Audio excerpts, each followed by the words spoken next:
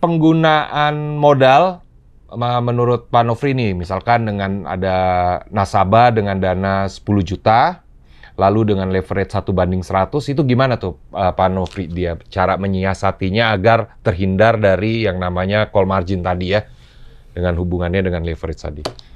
Oke, ini sebetulnya pertanyaan Pak Ade ini merangkum beberapa pertanyaan. Misalkan soal leverage yang aman, terus kalau dana sekian leverage-nya berapa, kemudian juga mungkin masuk ke berapa lot maksimal kita bisa entry dengan jumlah dana tertentu. Ya. Ini saya sudah membuat sedikit tabel, Anda bisa lihat di slide yang disebut dengan perhitungan equity, lot, dan margin. Ini bentuknya kira-kira, tapi kalaupun meleset itu tidak akan jauh, dan kalau memang Anda ingin, saya bisa share file Excel-nya perhitungannya, sehingga nanti Anda bisa melakukan simulasi. Yeah. Misalkan kalau leverage-nya sekian, atau misalkan modalnya sekian, secara prinsip nanti menghasilkan output, lot maksimal kita boleh entry itu berapa.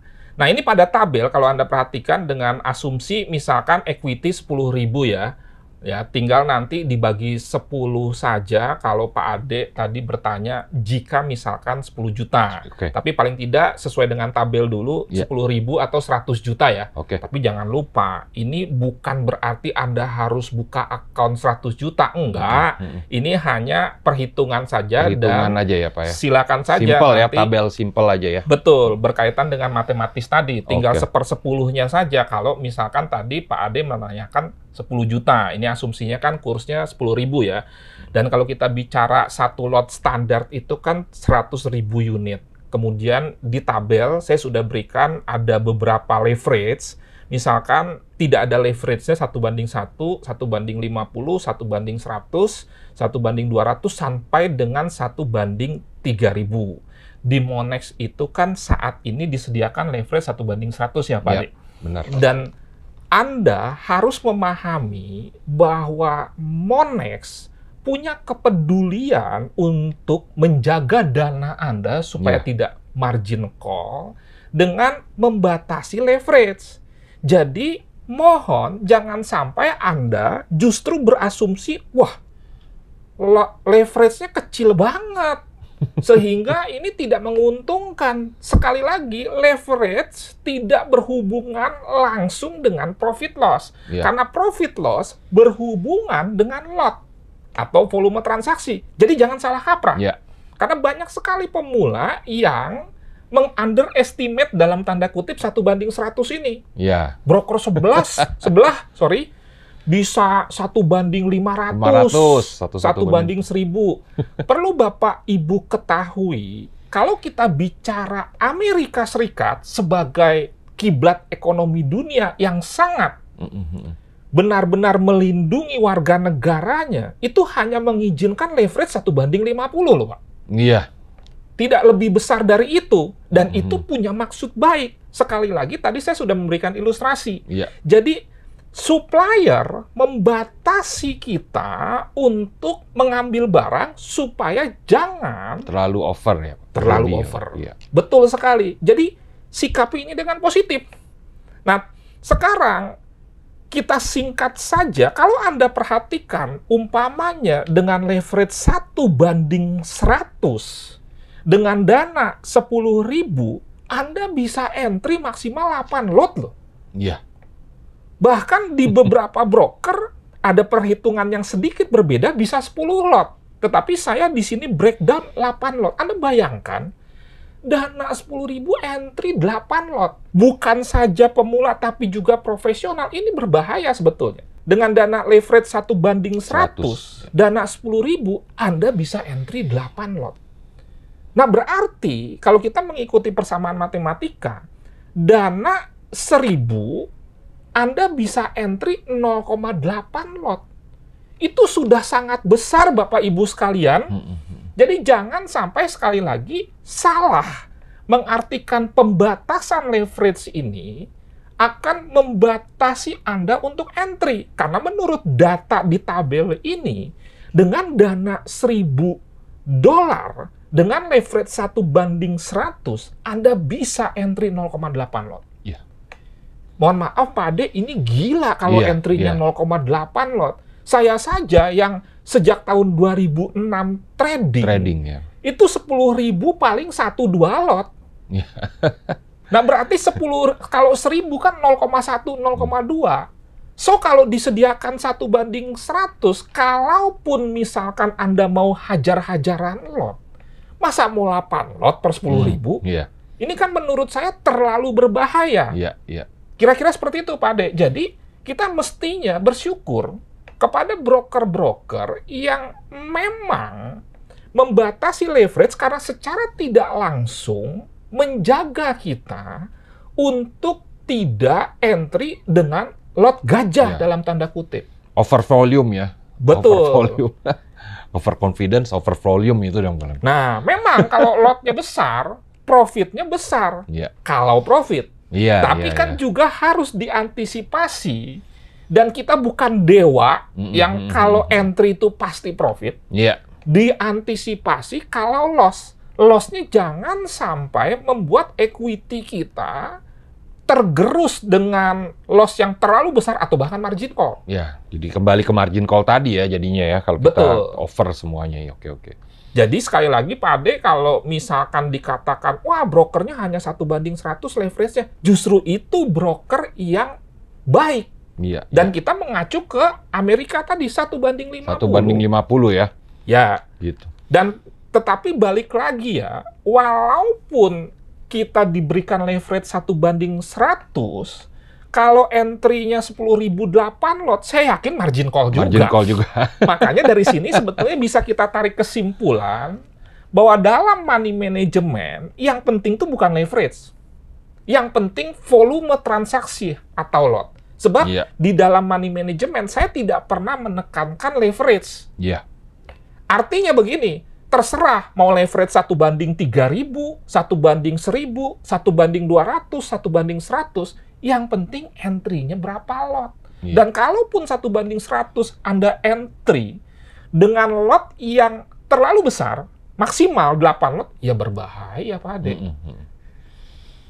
Ya jadi memang ya itu tadi ya, jadi leverage, ya penggunaan lot, ya margin call itu adalah satu kesatuan ya Pak Nofri ya pada saat kita memilih bisnis trading ini sebagai bisnis tambahan untuk mendapatkan cash flow tambahan dari di luar dari penghasilan bulanan yang sudah para nasabah dapatkan gitu ya. Tetap harus berhubungan dan harus diperhatikan itu.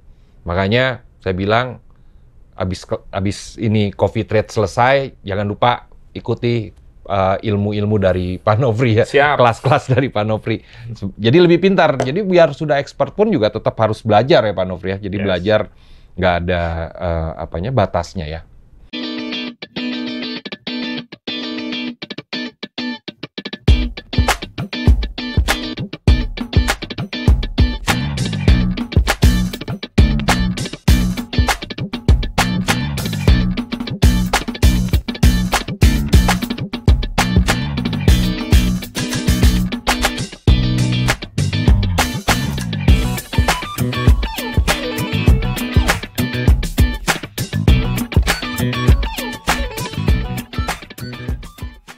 Oke, saya coba merangkum mengenai leverage ini dalam bentuk pengaruhnya terhadap profit loss kita sebagai seorang trader di forex dan gold khususnya. Yang pertama, besar kecilnya profit atau loss itu tidak dipengaruhi oleh leverage.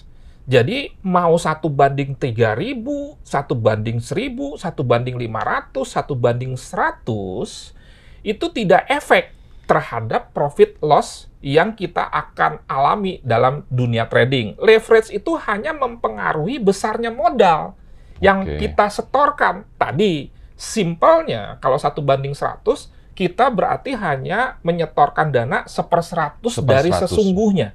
Itu saja sebetulnya, yang akhirnya tentunya membuat nanti mempengaruhi besaran margin minimal. Dan itu juga mempengaruhi besarnya lot untuk entry. Itu yang pertama. Sekali lagi, saya pertajam, leverage tidak mempengaruhi profit loss, tetapi yang mempengaruhi profit loss adalah lot. Lot ya. Oke.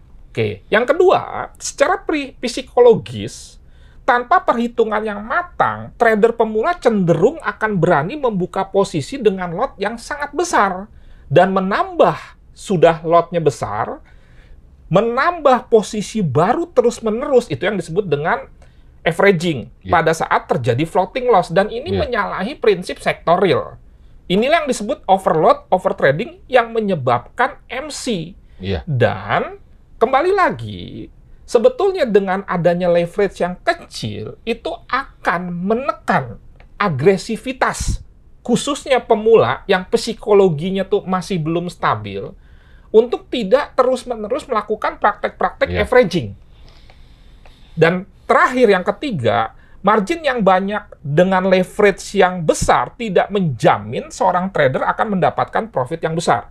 Karena kan ada asumsi ya, kalau semakin besar modal trading, maka kita akan semakin profit. Ya nggak ada hubungannya. Di dalam dunia trading forex gold, ada yang rugi sampai miliaran. Sebaliknya, ada yang tetap eksis dengan dana 10 juta. Jadi nggak ada hubungannya.